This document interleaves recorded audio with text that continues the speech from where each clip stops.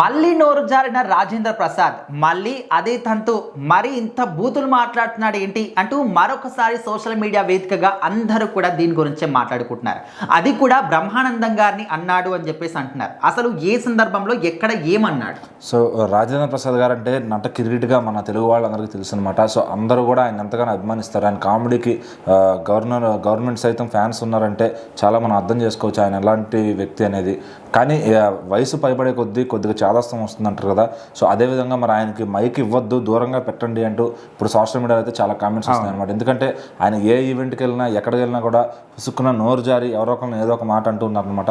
అది ఆయన సరదాగానే అన్న అనుకుంటారు, కానీ అది పబ్లిక్ చూసే విధానం మాత్రం చాలా తేడాగా ఉంటుందన్నమాట.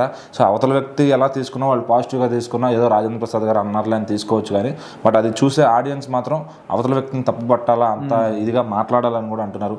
మరి ఆ మధ్యన డేవిడ్ వార్నర్ గారు వస్తే ఆయన ఏదో నా కొడుకు అన్నారు.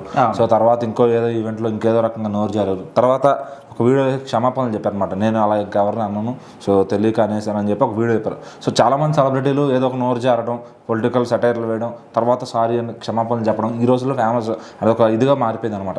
మరి రాజేంద్ర ప్రసాద్ గారు లాంటి వ్యక్తి ఇంకా అలా చేస్తున్నారు అంటే ఇంకా ఈ తరం నటులు ఇంకెంత చేస్తారు మరి.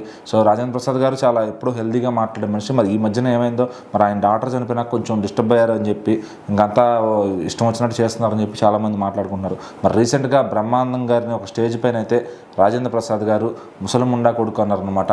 సో దాంతో ఆ బ్రహ్మానందం గారు ఏంటి అన్నా అని షాక్ అయ్యి ఆడియన్స్ అందరూ, మీడియా అందరూ కూడా షాక్ అయిపోయారు అనమాట.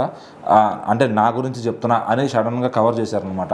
సో అట్లా ఆ మాట అనేసి బ్రహ్మానందం గారి గురించి మాట్లాడితే ఆ మాట అనేసి మళ్ళీ ఆయనను కవర్ చేసుకోవడం, సో ఇట్లా అంటం ఎందుకు, కవర్ చేసుకోవడం ఎందుకు, అంత నోరు జారాల్సిన పరిస్థితి ఏమొచ్చింది, సో మంచిగా మాట్లాడొచ్చు కదా. సో ఈయనకి ఇంకోసారి మైక్ ఇవ్వమాకండి అంటూ మేము బ్రహ్మానందం గారు అభిమానిగా చాలా హట్ అవుతున్నాం చాలామంది. సో అట్లా చాలామంది మాట్లాడారు అనమాట. ఏదేమైనా కానీ అక్కడ బ్రహ్మానందం గారు ఒక పద్మశ్రీ అవార్డు గ్రహీత, ఏదో అంతా చాలా ఉంటుంది. మరి అలాంటి వ్యక్తిని ఈయన ఇలా మాట్లాడతాం కరెక్ట్ కాదని చాలామంది మాట్లాడుతున్నారు.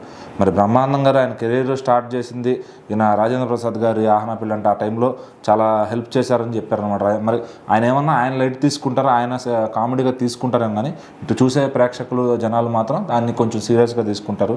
సో మరి రాజేంద్ర ప్రసాద్ గారికి ఈవెంట్స్కి ఆయన గౌరవంగా పిలవాలి, సినిమాలు చేయించుకుంటున్నారు కాబట్టి సో మరి మైక్కి కొంచెం దూరంగా పెట్టమని అయితే చాలామంది టాక్. మరి చూడాలి నెక్స్ట్ ఇంకేమన్నా ఈవెంట్లు ఇంకెవరి మీద ఎవరు జారుతారా, ఆ మైక్కి దూరంగా ఉంటారా అని.